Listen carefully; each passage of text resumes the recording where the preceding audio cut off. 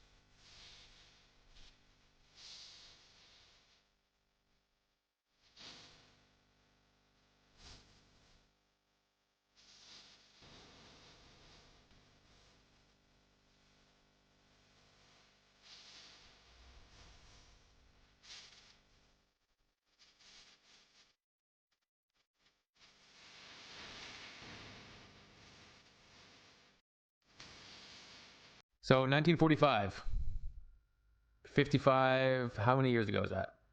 80 years ago, right? And to go through a world war like that.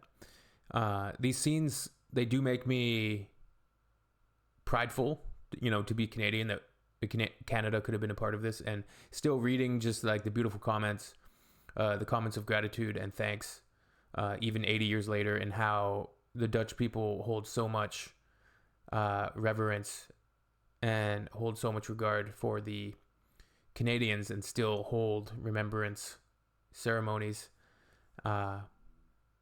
honoring the Canadians that fought there, the ones that survived, the ones that died, the ones that just were there for the liberation. Like, it's still wonderful to see, and certainly inspiring.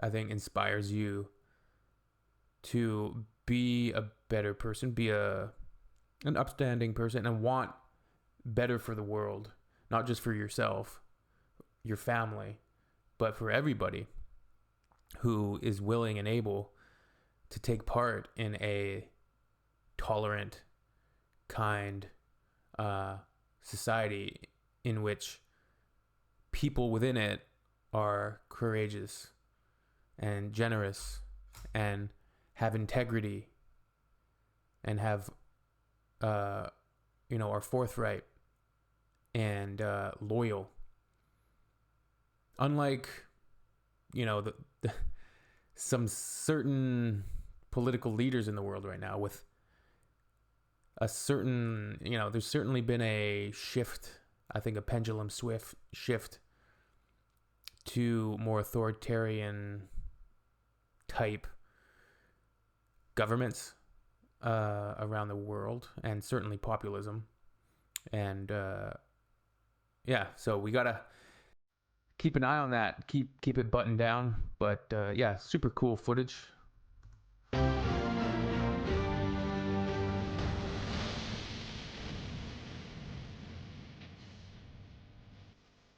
The coloring is really not very,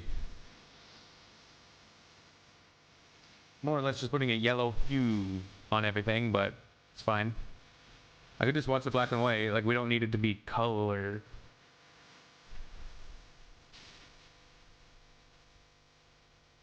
Careful, girls, don't get your toes run over.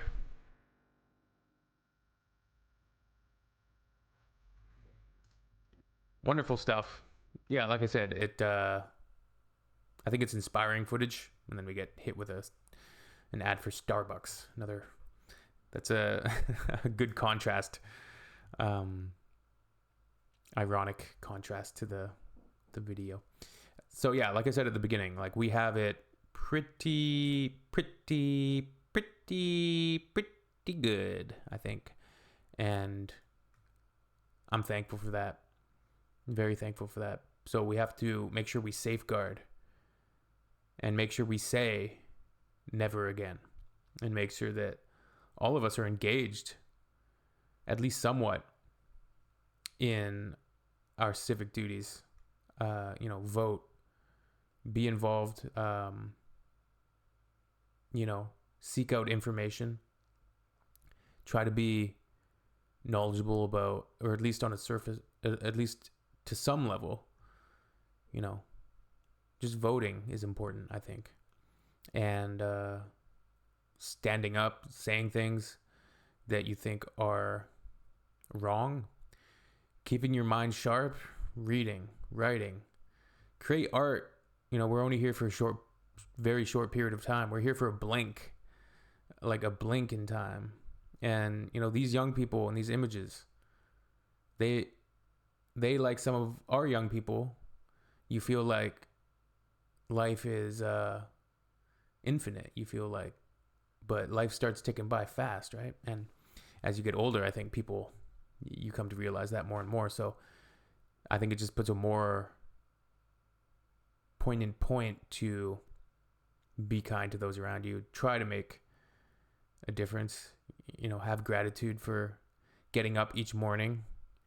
Find exciting things to do. Say yes. Say yes to things.